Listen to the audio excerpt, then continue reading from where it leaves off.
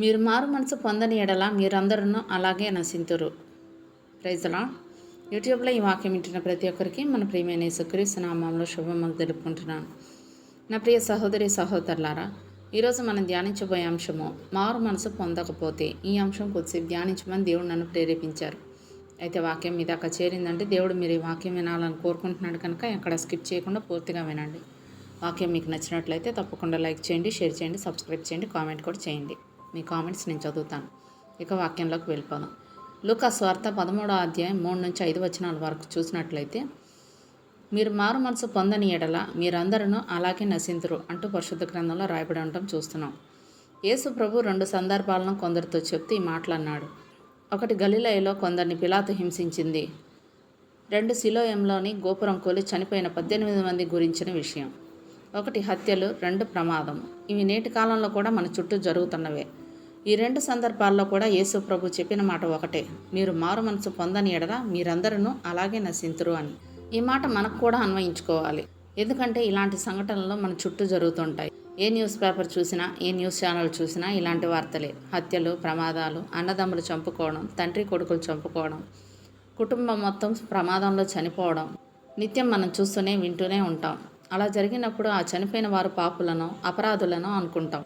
యేసు ప్రభు చెప్పిన ప్రకారం వారు మారు మనసు పొందక దేవుని కాపుదల్లో లేనందువలన వారు ఆ సంఘటనల నుండి తప్పింపకపడిపోయి ఉండొచ్చు.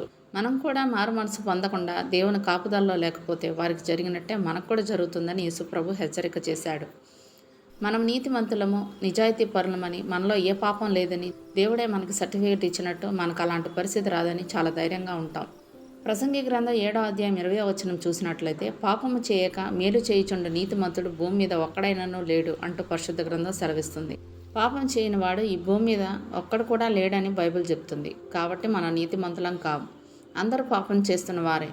పాపం చేస్తున్నప్పటికీ మనకు ఎలాంటి భయం లేకపోవడానికి కారణం ఏంటంటే, మనం పాపం చేయగానే ఎలాంటి శిక్ష వెంటనే రాకపోవడం. అందుకే ప్రతి ఒక్కరూ హృదయపూర్వకంగా పాపం చేస్తున్నారు.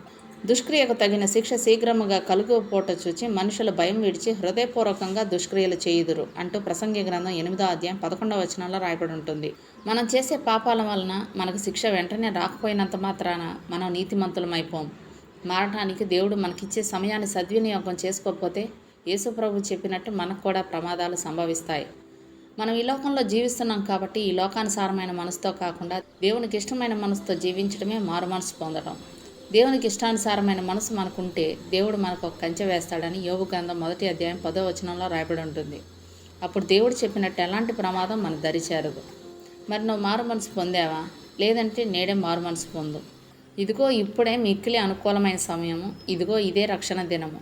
మళ్ళీ నెక్స్ట్ వీడియోలో మనం కలుసుకుందాం. అప్పటి వరకు మన దేవుని ప్రేమయో, రక్షకుడైన యేసుక్రీస్తు కృపయో, పరిశుద్ధాత్మ సహవాసం ఇప్పుడు ఎల్లప్పుడూ మీకును మీ కుటుంబానికి తోడైండును గాక. ఆమేన్.